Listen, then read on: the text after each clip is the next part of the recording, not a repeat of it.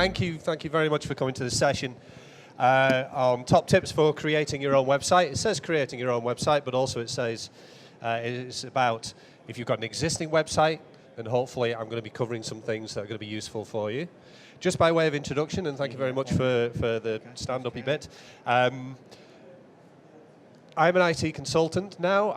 I've been doing independent IT work for about 20 years. I've been building websites for 20 years. These are some of the clients that I've built websites and intranet and large-scale collaboration document and content management sites for. The other part of my job is with Mint2Be. It says Select 7. Mint2Be is the sort of public name for Select 7. That was set up by my wife 10 years ago now. We celebrate our 10th anniversary. She's an artist. She sells handmade mixed media art in the north and online. Ironically enough, our website is the shop part of it is currently offline. We revamp everything at the start of the year. We've run out of time to get it done, but we want to make sure it's right. But feel free to go to the website. Feel free to contact us on Facebook or Twitter or email. I've got some business cards. Hopefully there'll be some time for Q&A afterwards as well. But please feel free to contact us. What we're going to cover today, introduction, what you need to know for your site, what you don't need to know, what you don't need to worry about, and most importantly, how to get from development and test and building and all that kind of stuff into actually a live site.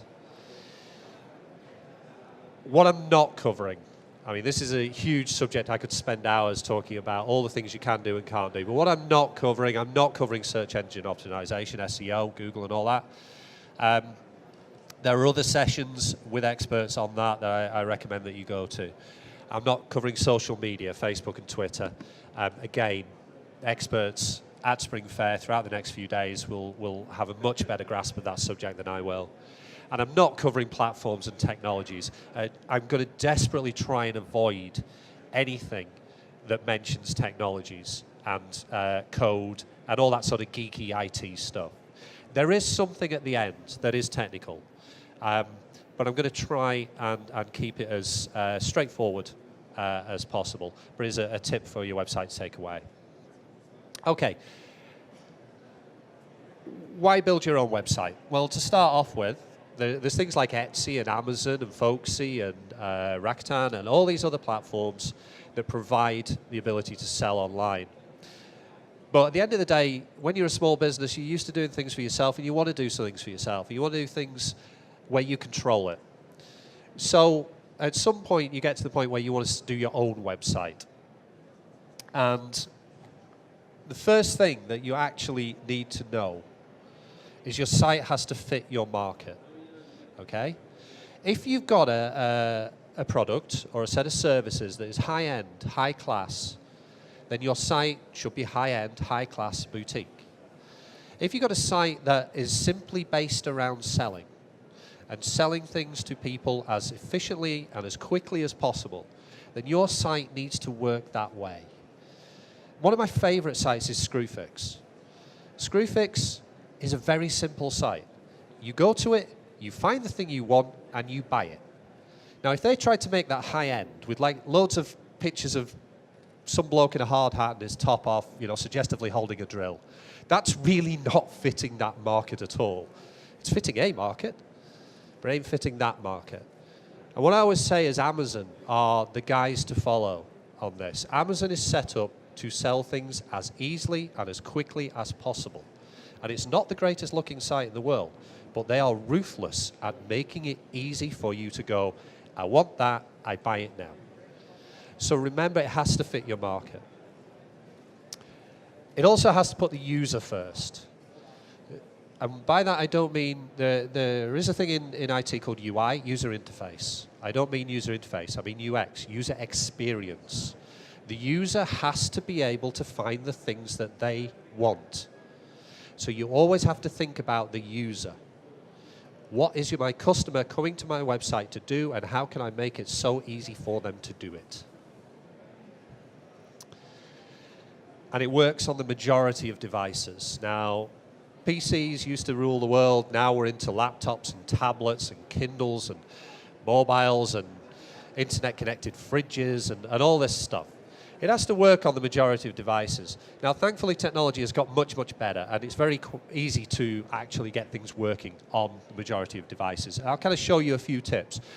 But something that occurs to me is, works on the majority of devices but fits your market. Again, do you need to worry about having a site that works on a mobile phone if your customers aren't coming via mobile phone? You know, simple as that. Think about these kind of things. Okay.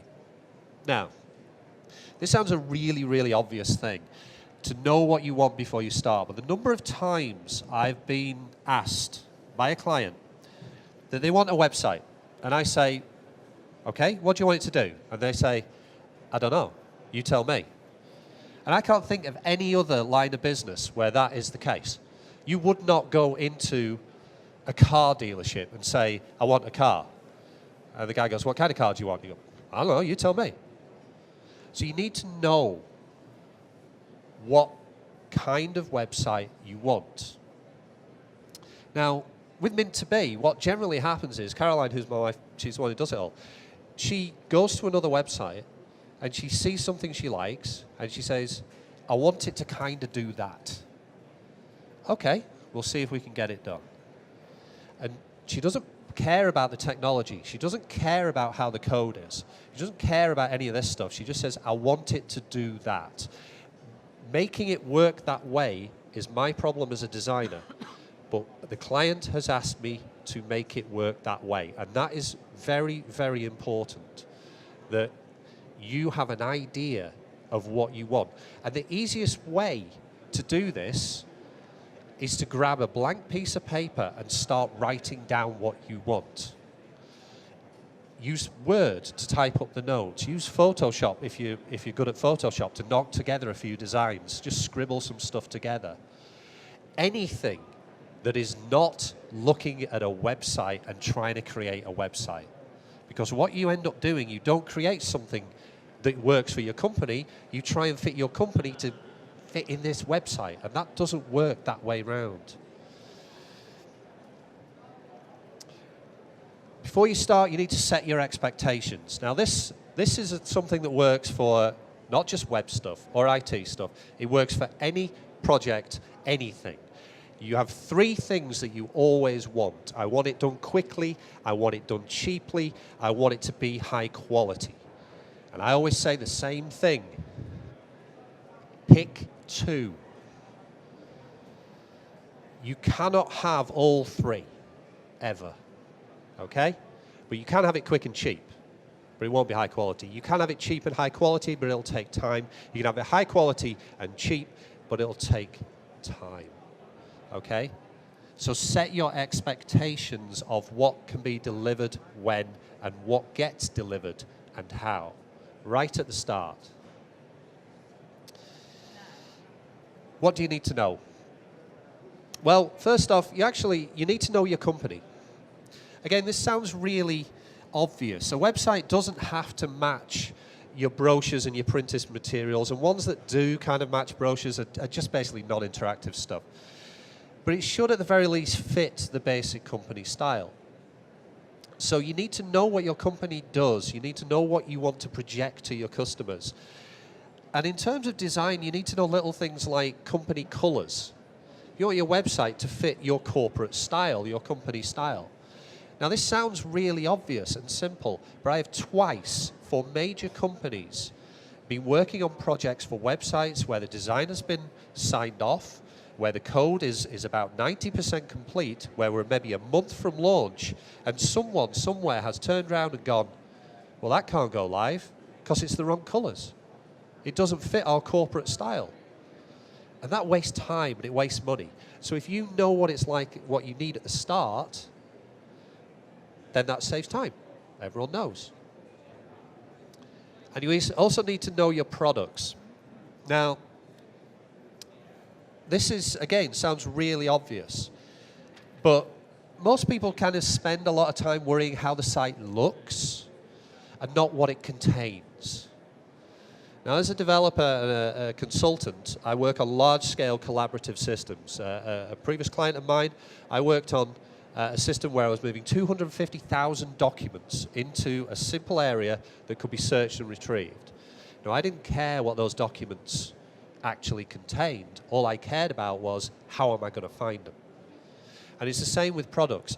As an IT guy, I'm not particularly interested in what your products are, but I am interested in what they look like, whether they've got the right titles, whether you need to know dimensions, whether you've got pictures, and so on and so forth. For instance, most people want to put their products in categories.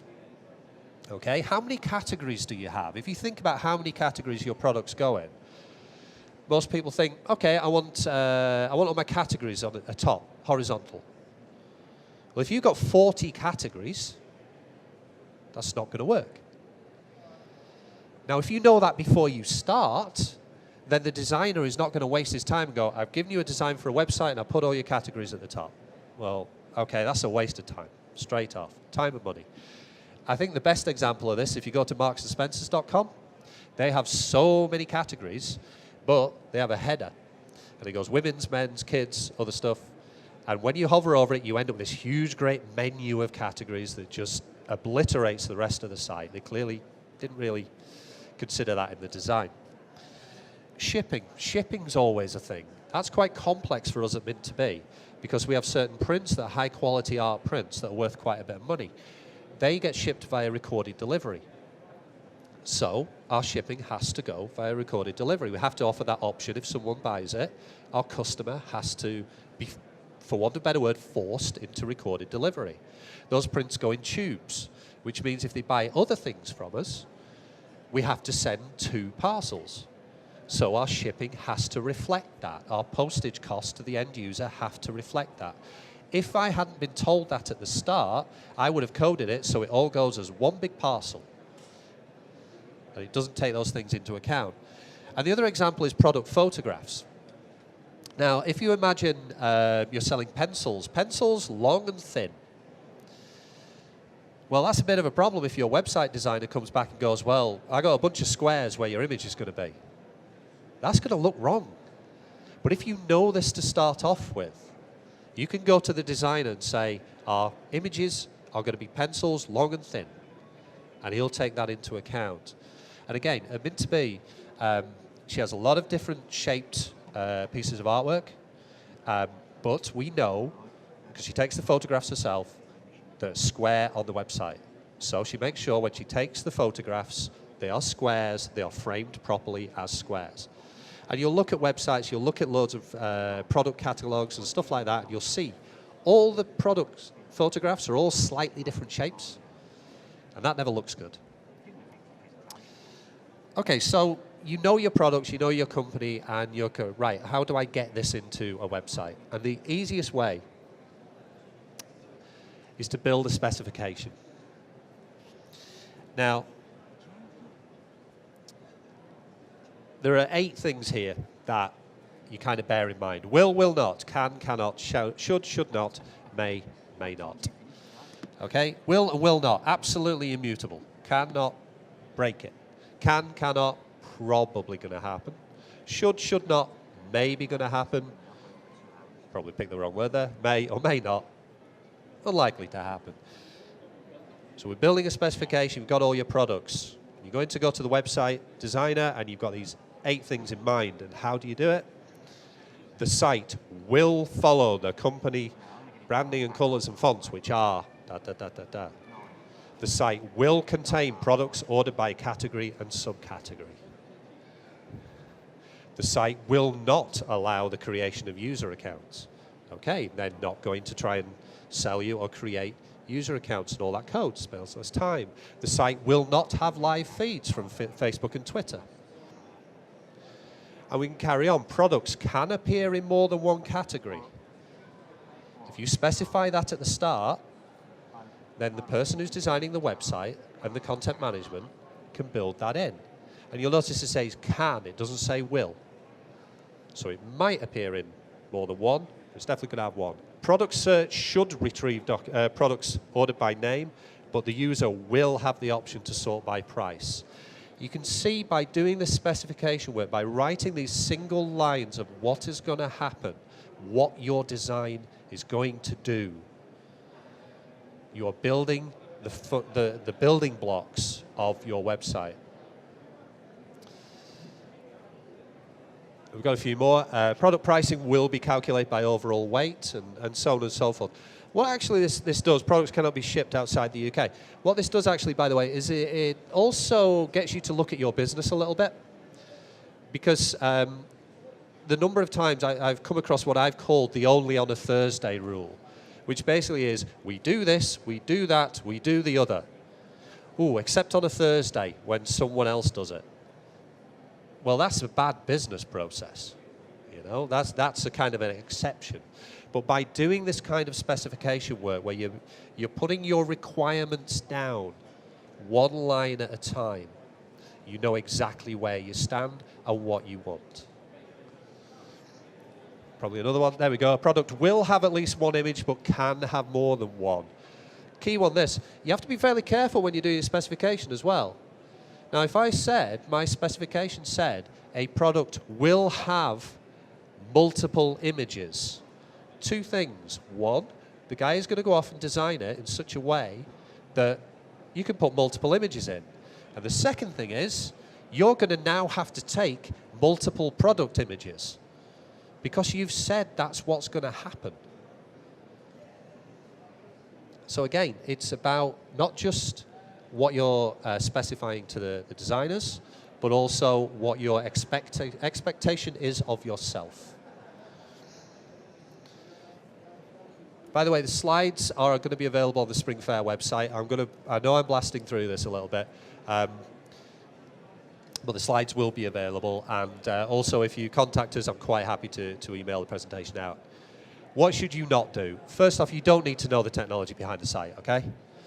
You don't need to know HTML and CSS and Bootstrap and Twitter and Java and Ruby and Python and SQL and all these millions of things. You do not need to know. It's not your problem.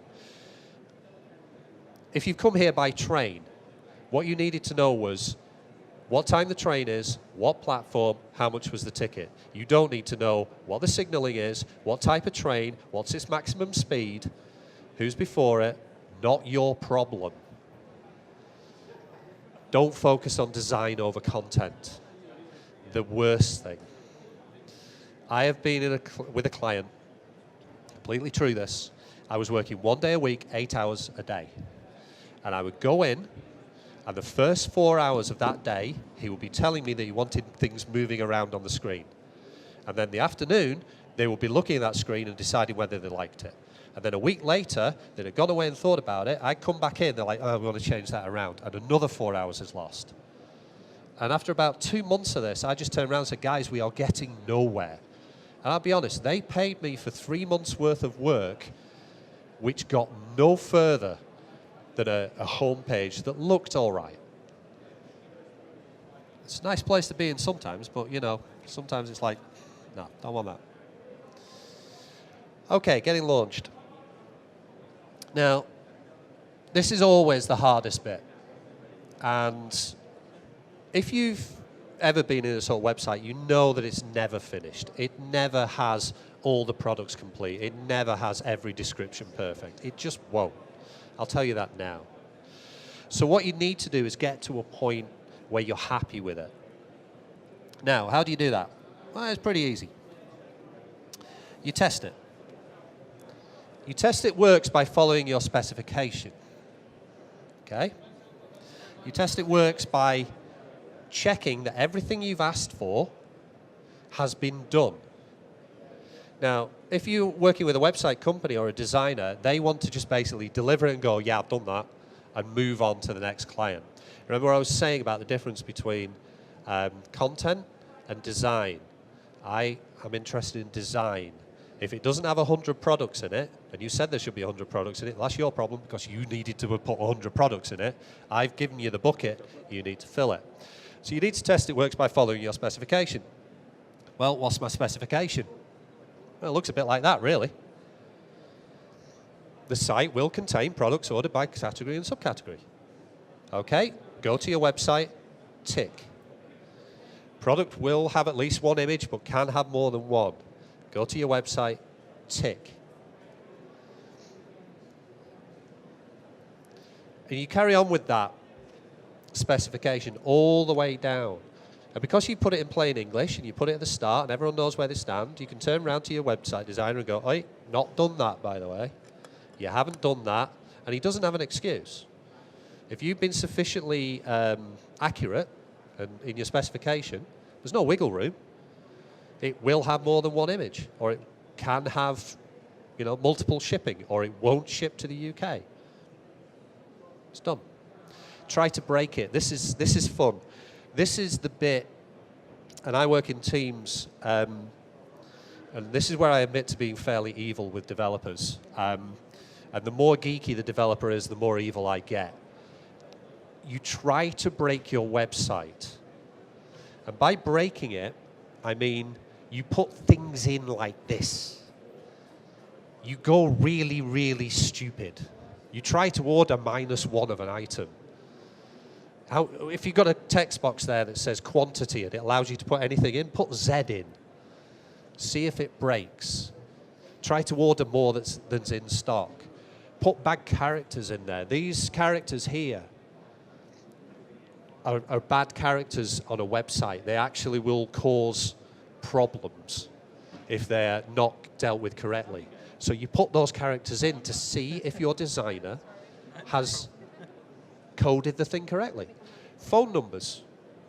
I don't know what the correct format is for a phone number. I never have. And I've seen so many different ways. And I suppose when you're actually putting your details in a website, you must have come to the phone number field and gone, I have no idea what I'm going to put in. I'll put my number in with a space. I always use spaces, and then suddenly it turns around and goes, well, you can't have spaces. As a design thing, by the way, it would have been nice for them to tell me beforehand, before I've wasted my time typing in. Another piece of design that annoys me, have you ever been to, well, I know The Guardian does it, I know the BBC does it, there's a few others where it turns around, you go to the homepage and it pops up a button that says, we want to take a survey on how you use this website. Do you want to let me use the website first? That'd be nice. Okay, so that's what breaking a website is. You just basically, you try and imagine the stupidest person you possibly can be. And it's quite good fun. There's a saying, you'll never make anything 100% foolproof because nature keeps inventing bigger and bigger fools. And that is absolutely true. But the stupid people, and I'm quite comfortable saying that because no one watching or listening, including myself, at any point has ever done anything dumb on a website at all. That stupid person will blame your website when it doesn't work for them. Okay, they won't blame their own stupidity because that's what part of it is. And then they will go away and they will try and finally, after 27 years, crack that really difficult problem of trying to tie their own shoelaces. Okay, hardware testing. In the olden days, way back in at least 2005, you used to have multiple browsers and multiple phones and multiple tablets and laptops and so on, and you had to test all these different things to make sure your website worked. Nowadays, everything's kind of got better, the technology has got better, you don't need to worry so much about all the different devices that are out there. You don't have to test it on a fridge, you don't have to test it on a Kindle, you're all okay. But you still have to test it on different hardware, mainly to see how it looks, because something that looks great on a big desktop might look fairly rubbish on a small phone. Something that looks great on a laptop this size, at home I've got a Mac 27-inch screen. So a lot of websites kind of get lost on there. But what you do need to have to test the hardware is a desktop and a tablet and a smartphone. The desktop can be a PC or a Mac or a laptop, doesn't matter. The tablet, the smartphone. This is my preference.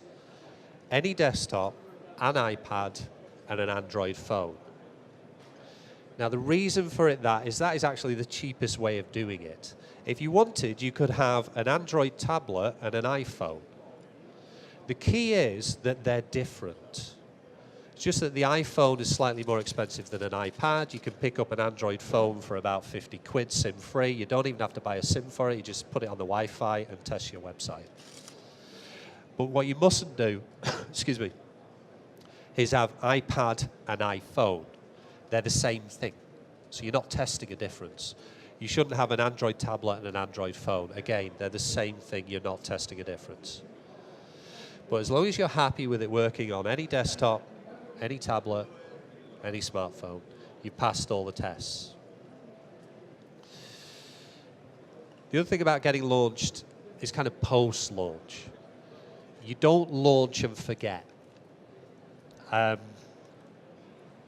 If you think about it, your website, once you've launched, is probably not going to change. The products are going to change. I'll come to that in a minute.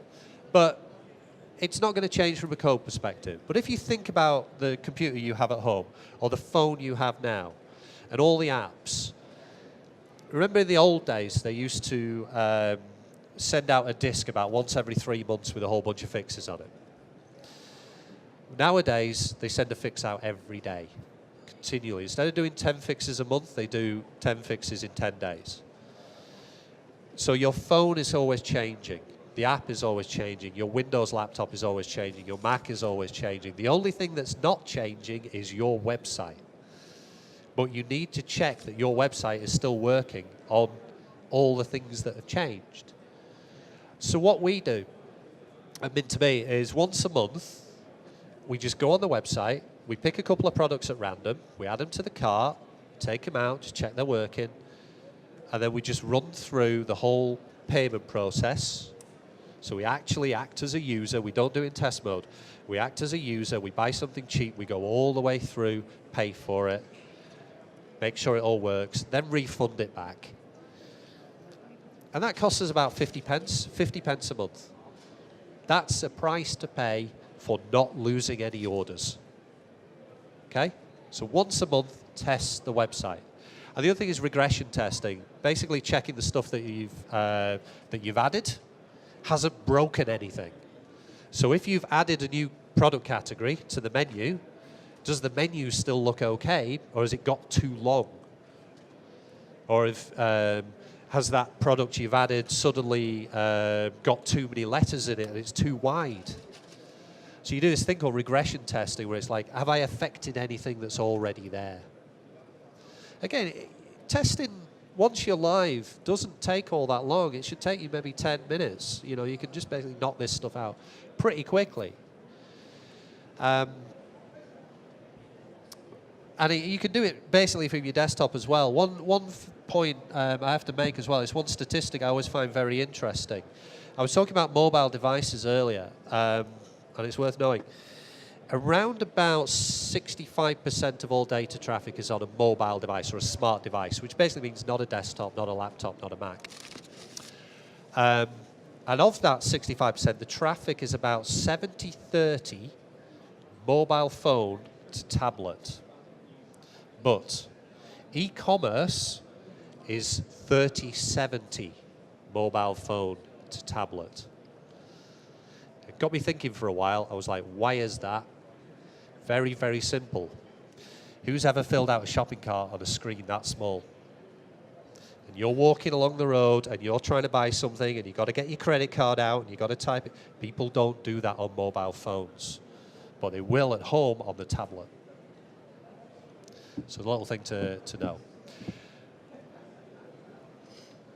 Now, working with marketplaces, once you've got your website up and running, you may have Etsy, you may have Amazon, you may have Folksy, whatever. And you want to integrate your website with the other marketplaces.